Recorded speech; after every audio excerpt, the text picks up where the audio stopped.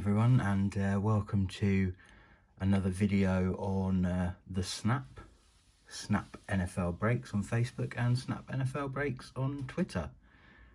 We're not actually breaking any cards today. Boo! Waiting for some stuff to come in from the States, and then we can get cracking. And we've just had some mosaic on the Panini UK store, so hopefully that will come shortly as well, and we can get cracking. What I wanted to talk about today is sending cards through the post. You might be doing this on eBay, or you might be doing it through one of the NFL trading card groups. And I just wanted to sort of talk through how I send cards. I've not had any complaints yet, and I do genuinely believe it's about the safest way you're going to be able to post trading cards, certainly smaller amounts. So first of all, we'll start with a card. Here we have a Joe Mixon optic, just a base optic, I think. Anyway, we're going to use that as our example. Now, some people would just lob that into an envelope, or lob that into a mailer or something and just send it like that. Well, I mean, that is incredibly risky, and I think any sort of self-respecting card collector probably wouldn't do that, knowing that that card's going to someone else, and that they've paid for it most of the time. So I don't like sending by envelope, plain white envelope. I know some people do it, and that's fine if the card gets there okay, but as a collector myself, I don't want to send in envelopes. That's just my thing. So these are the bubble mailers I tend to use. I'll show you a slightly different thing I sometimes send in later on. And this is the Mail Light version, A/000. These fit a fair amount of cards in, and I feel they also have a little bit of wiggle room either side.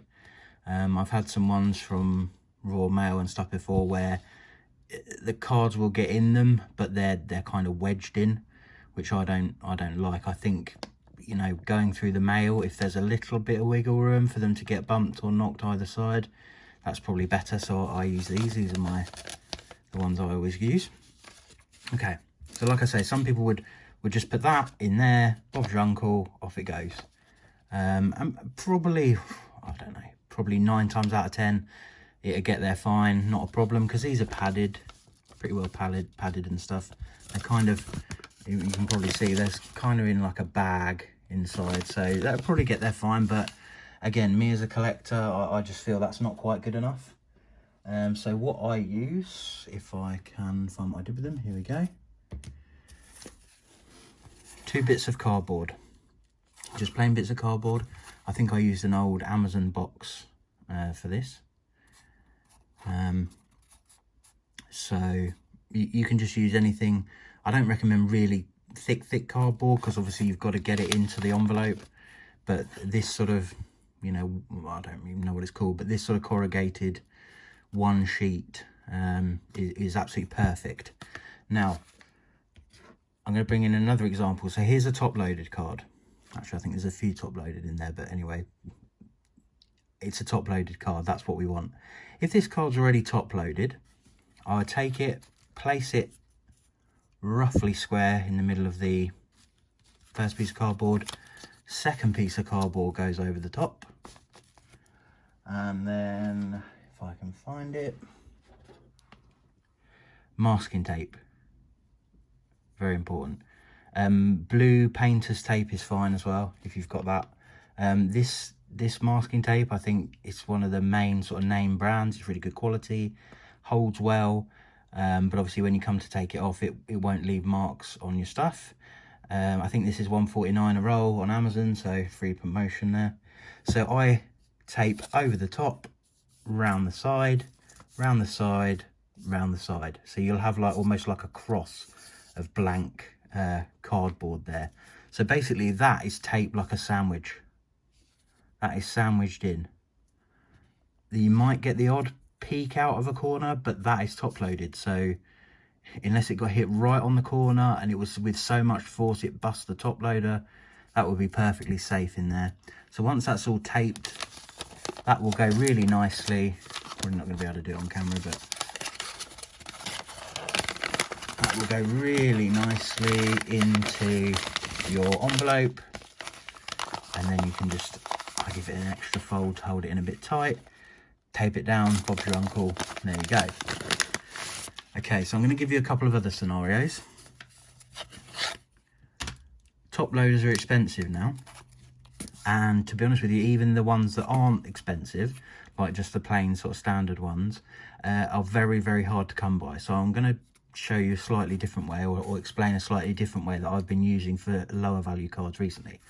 So you take the first piece of cardboard, masking tape, trusty bit of masking tape, and you do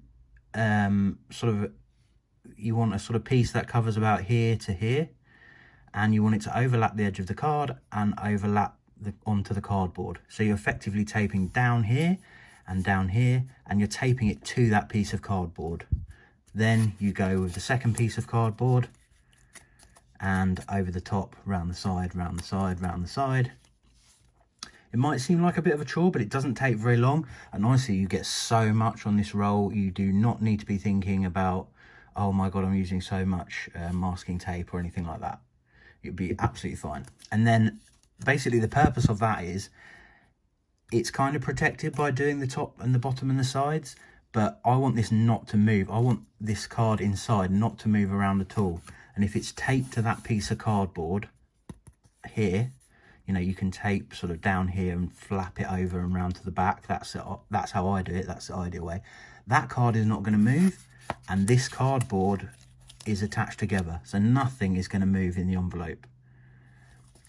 I did recently have one where I wanted to send two like this, and my suggestion is you take the first card and tape it here along the bottom, so that technically it could flap forward. But then what we're going to do is then we would take the second card. I'll try and demonstrate it here with this one. We would take that one at the bottom, across here, put the second card over the top. Again, this would normally just be sleeved, just ignore the fact this is top loaded. This is your second sleeve card, and then you tape this one down the side and round. So that way, the card at the back, which is only taped at the bottom, can't flap forward because the card in front is taped at the side, like I explained when you're just sending one card. And that will basically mean that those cards, even though they're only they're only sleeved, will not move within this structure.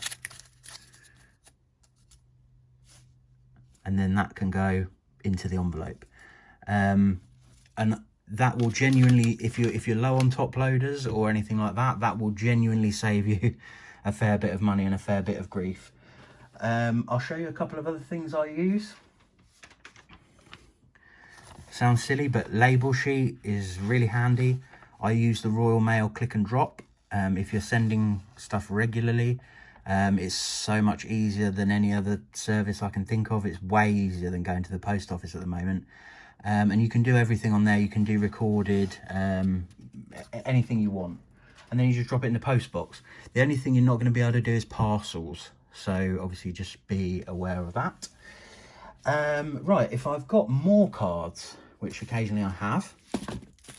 Here we've got just some random sort of Bengals cards of players of old and stuff, or ones that I don't want, and that one snuck in there somehow. Anyway, so these are just sort of, you know, some base I just use for demonstration purposes. If I have a lot of cards, or let's say around 10 to 15, I use this instead. These are available on Amazon as well. They probably work out a little bit more expensive than an envelope. But to be honest with you, if you sold 10 to 15 cards, I think you can spring for a few. It's basically a large letter box, if that makes sense. So once this box is assembled, it's really simple. It comes flat packed, but they're really simple to assemble. Once it's assembled and closed and sealed, it will fit as a large letter. So that way, you know, if you get something in this box, it will go as a large letter. So I'll give you an example. I don't know how many cards are here. 1, 2, 3, 4, 5, 6, 7, 8, 9, 10. That will be fine for this demonstration. Here's another thing I bought on Amazon. Bubble wrap pouch, sealable. Again, really cheap. I think I bought 50 for a few quid. Like I say, if you're sending regularly, well worth the investment. So we're going to drop our 10 cards in there. Then I'm not going to do it with this one, but I would seal it like this, and then that goes into the box. Flat needs sealing down on that one. That goes into the box. Box is closed. Pop your label on top. Off it goes. You know it's large letter because literally anything that fits in this box is large letter. So that's another way to do it. I think you can actually as well. Let me just try it. If I fold it like that, pretty sure you can get 2 stacks side by side. You might have to play around with the bag a little bit, maybe trim it slightly, or just use normal bubble wrap. But you should be able to get 2 stacks side by side. I'd say, so that's 10 cards. I'd say at the maximum you're going to get 40 cards in there, 20 on this side, 20 on the other. Would I send 40 cards in there? I don't know, because then they're getting quite tight in there, and if something gets dropped on it, it's 99 times out of 100 going to be okay. But I'd maybe stick to maybe 30, something like that, just to give a little bit of breathing room in there. So that's another alternative. Probably waffled on far too long. I'm just going to show another couple of things that I just find really useful, which is digital scales. Really handy. Dirt cheap. I think they're like 10 quid. Very, very rarely are you going to be sending anything much over 100. Obviously, if they're in mag cases and stuff like that, you might be over 250. But if you use obviously like one of these, it's just a, it's just a old kitchen scales basically, but it's a digital one. You shouldn't get hung up on certain grams, or I think it's up to 100 is a certain price, 100 to 250. So obviously if you go 101, you could get one of those rather annoying, I think they're sort of grey leaflets through your door saying you haven't the recipient will get a letter through their door saying that you didn't put enough postage on. Which brings me to my last sort of gadget that I like to use. I think it's 5 quid from Amazon, but I think you can get some sort of flimsier version from like the post office direct. It's a large letter ruler. So ruler's always useful, but this has a slot for a letter. Obviously that's not going to be relevant to me because, like I say, I never send via envelope, but if you do, that's handy, because you might find that a plain white envelope with a top loader will get through there. Obviously for me it's the large letter. If it fits through there, it's a large letter. So if I grab my box back, it's obviously not sealed properly, but you'll be able to see box goes through. It's scraping, but only because I haven't taped it down or anything. But basically if it goes through there, it'll go as a large letter, and you're not gonna get a bad reputation for sending stuff that needs extra money paid on it. So yeah, I think that's probably everything. I'm just trying to think if there's a few things to avoid. Just give it the most protection that you can. Think in your own head how you would like to receive cards, and if you wouldn't be happy to receive a card that way, don't send it to someone else like that. Do unto those, or whatever it is, the phrase, as you would have done to you, or however it goes, but same point. Masking tape or blue painter's tape, please avoid just normal tape. It messes up the top loaders. It makes everything look horrible. Just, don't do it. I would personally rather receive a card like this, taped to the back in a sleeve, safe and sound, than a card in a top loader, but the top loader is basically, looks like you got it out of the bin. Could be just me, but that's my opinion. I'll put a top loader on them if they're lower value and I want them. I do think there should be a threshold for putting a top loader on a card. I don't know what that is. I tend to just judge it by sort of intrinsic value. like base mosaic, probably not. If it's like a refractor, something like that, I would say try and give it a top loader. And that doesn't necessarily mean that you have to top load every single card. Like I say, I think this is probably a 75 point top loader, and it's got, I think, 3 cards in. That's fine. That's absolutely fine. I don't expect people to display the cards for me.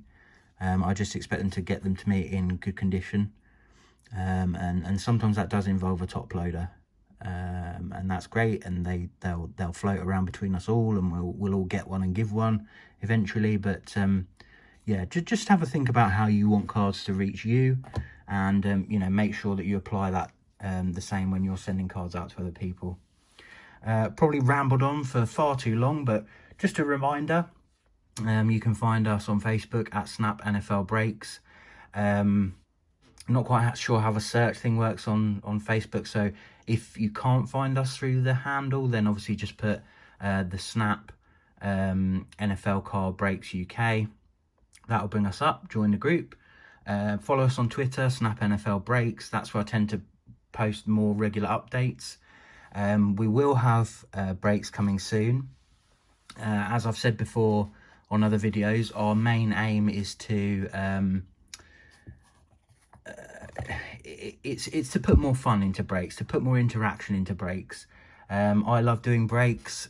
What I don't so much love is a break with a box that has 7 cards and I've paid 25 quid and I get absolutely jack nothing.